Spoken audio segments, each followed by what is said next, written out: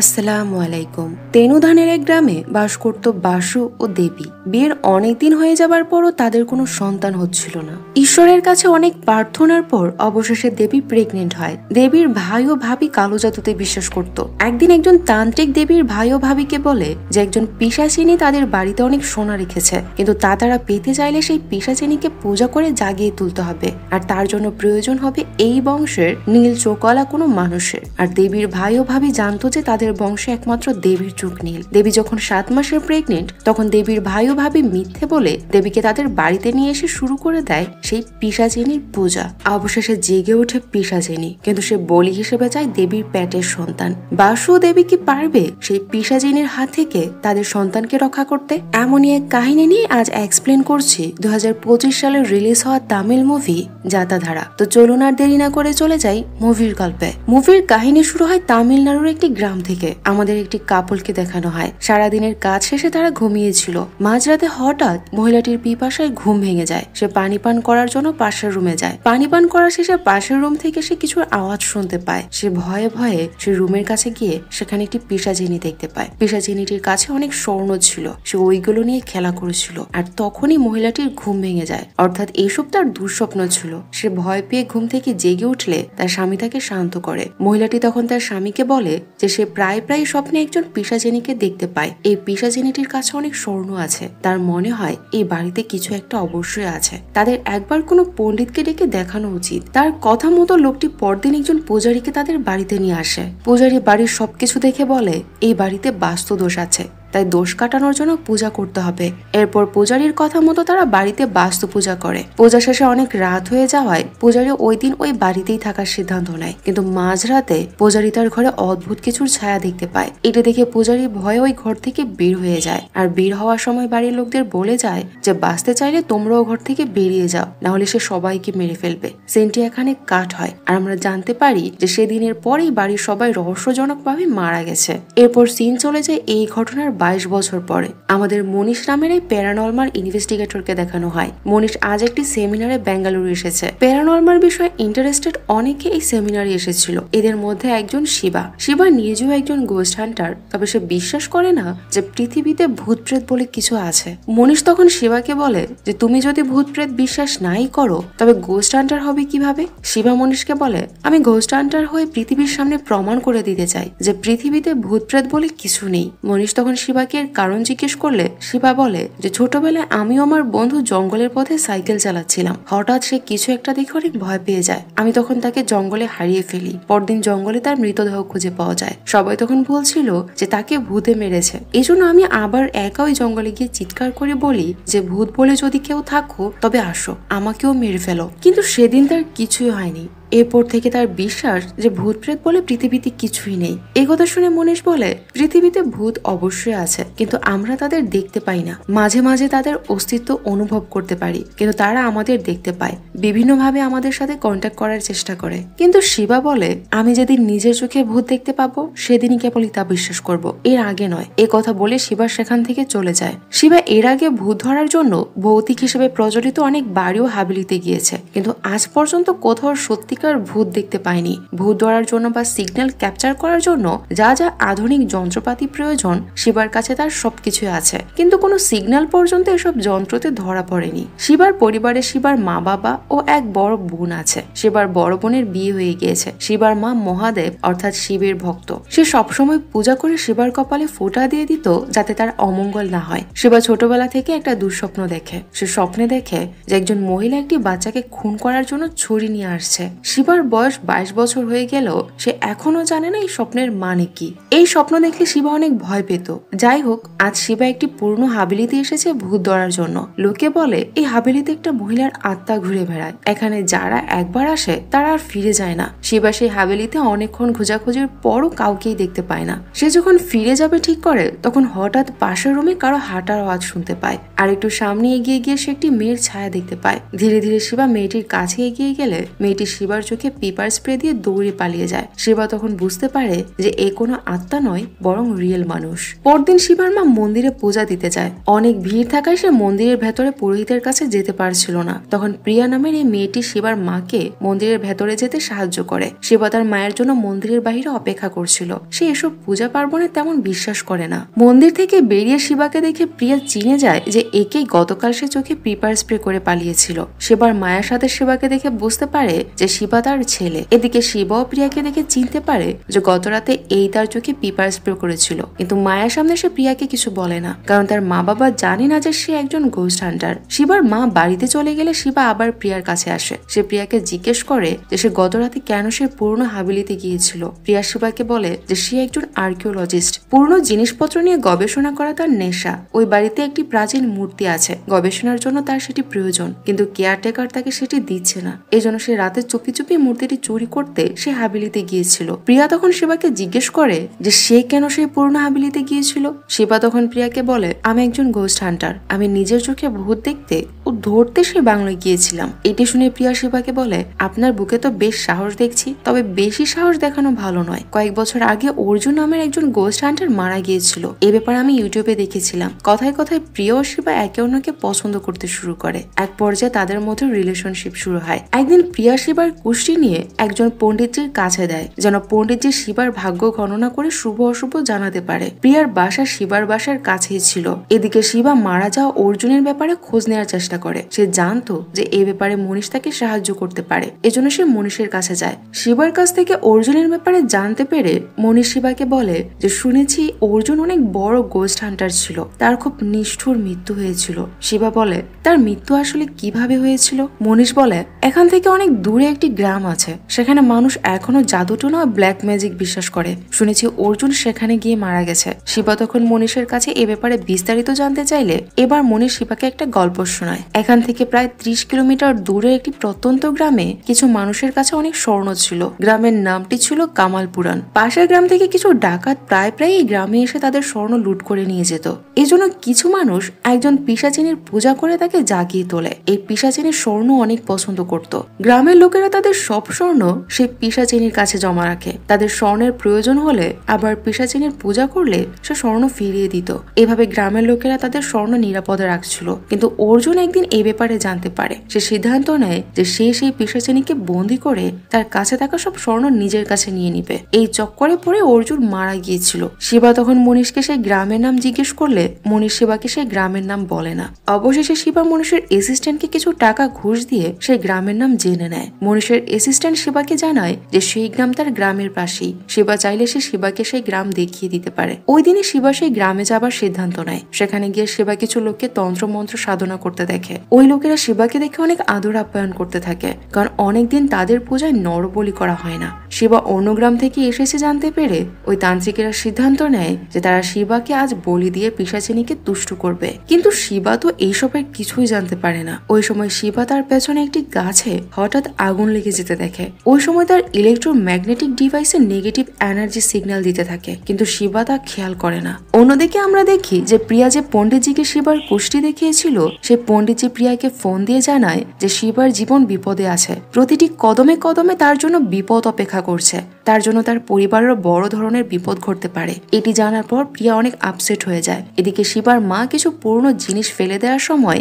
শিবার একটি পুরনো ছবি ও কিছু কাগজপত্র হাত থেকে পড়ে যায়। শিবার বাবা তখন শিবার মাকে বলে, এগুলো পড়লো কি করে, সাবধানে কাজ করো। ঠিক তখনই তাদের ঘরে গ্যাস সিলিন্ডার ব্লাস্ট হয়। সিলিন্ডারে গ্যাস কম থাকায় শিবার বাবা মা এই যাত্রায় বেঁচে যায়, কিন্তু শিবার মা কিছুটা আহত হয়। প্রিয়া তখন শিবাকে ফোনে এই নিউজ জানালে শিবার গ্রামের লোকদের চোখ ফাঁকি দিয়ে নিজের গ্রামের বাড়িতে ফিরে আসে। বাড়িতে ফিরে শিবা নিউজে দেখে যে একটু আগে ওই গ্রামে সে যাদের কালো জাদু করতে দেখে এসেছিল তাদের সবাই রহস্যজনক ভাবে মারা গেছে। শিবা বুঝতে পারে যে সেও যদি আর কিছুক্ষণ সেই গ্রামে থাকতো তবে সেও মারা যেত। যাই হোক, ঘরের মেঝেতে সে একটি ছবি আগুনে পড়ে যেতে দেখে। সেই ছবিতে একজন পুরুষ, একজন মহিলা ও তাদের কোলে একটি বাচ্চাকে দেখতে পায় শিবা। এই ছবি দেখে শিবার মনে পড়ে যে সে যে মহিলাকে স্বপ্নে দেখে যে একটি বাচ্চাকে মারার জন্য ছুরি হাতে এগিয়ে যাচ্ছে, এটাই সেই মহিলা। সে তার তার বাবাকে ছবিতে থাকা এই লোকের ব্যাপারে জিজ্ঞেস করে, কিন্তু শিবার বাবা শিবাকে এড়িয়ে যাবার চেষ্টা করে। কিন্তু শেষ পর্যন্ত শিবা নিজের কসম দিয়ে সত্যিটা তাকে বলতে বলে। বাধ্য হয়ে শিবার বাবা এবার শিবাকে সব সত্যি কথা বলতে রাজি হয়। শিবার বাবা শিবাকে বলে যে তারা তার সত্যিকার বাবা মা না, শিবার সত্যিকার বাবা মা ছবিতে থাকা এই দুজন, তারা তো শিবার আন্টি ও আঙ্কেল। শিবা যাকে মা বলে জানে সে আসলে শিবার মায়ের বান্ধবী ছিল। এখান থেকে সিন ফ্ল্যাশব্যাকে চলে যায় 22 বছর আগে। শিবার বাবার নাম ছিল বাসু আর মায়ের নাম ছিল দেবী। বাসু ও দেবীর বিয়ের অনেকদিন হয়ে যাবার পরও বাচ্চা হচ্ছিল না, এজন্য তারা অনেক মন্দিরে গিয়ে প্রার্থনা করে একটা বাচ্চার জন্য। অবশেষে একদিন ঈশ্বর সদয় হয়, দেবীর পেটে বাচ্চা আসে। দেবীর প্রেগনেন্সির খবরে সবাই অনেক খুশি ছিল। দেবীর গ্রামের বাড়ি ছিল এখান থেকে 30 কিলোমিটার দূরে কামালপুরান গ্রামে। সেই গ্রামে সবাই তন্ত্রমন্ত্র অনেক বিশ্বাস করত।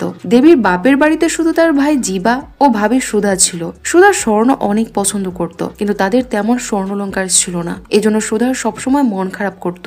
জীবা ও সুধা তারাই যাদের আমরা মুভির একেবারে শুরুতে দেখেছিলাম, অর্থাৎ সেই মহিলাটি যে স্বপ্নে প্রায় প্রায় একজন পিশাচিনীকে দেখত যার কাছে অনেক স্বর্ণ ছিল। জীবাই তাদের বাড়িতে একদিন একজন পূজারীকে নিয়ে আসে দেখানোর জন্য। পূজারী বাস্তু পূজা করে, কিন্তু রাতে সে এমন কিছু চোখে দেখে যা দেখে সে ভয়ে পালিয়ে যায় আর যাবার সময় বলে যায় যে তারাও যেন বাঁচতে চাইলে এই বাড়ি ছেড়ে চলে যায়। এরপর জীবা একজন তান্ত্রিককে তাদের বাড়িতে নিয়ে আসে। সেই তান্ত্রিক জীবা ও সুধাকে বলে যে তাদের ঘরে অনেক স্বর্ণ রাখা আছে, কিন্তু সেই স্বর্ণ একটা পিশাচিনীর কবজায়। সেই স্বর্ণ কোথায় আছে তার শুধু সেই দেখতে পাবে যে এই বংশের, আর তার চোখের মনি নীল। জীবা ও সুধার তখন মনে পড়ে যে তাদের বংশের একমাত্র দেবীর চোখের মনি নীল। স্বর্ণের লোভে জীবা ও সুধা দেবীকে মিথ্যে বলে তাদের বাড়িতে নিয়ে আসতে যায়। তারা বলে যে দেবীর বাচ্চার সুস্থতার জন্য বাড়িতে পূজা করবে। প্রথমে বাসু দেবীকে দিতে না চাইলেও দেবী বাসুকে বোঝায় যে তার ভাই ভাবি আশা করে নিতে এসেছে, না গেলে খারাপ দেখায়। এজন্য বাসু দেবীকে নিয়ে তাদের বাড়িতে আসে। কিন্তু এখানে এসে বাসু দেবী দেখতে পায় যে পূজা করার জন্য কোনো পুরোহিত না,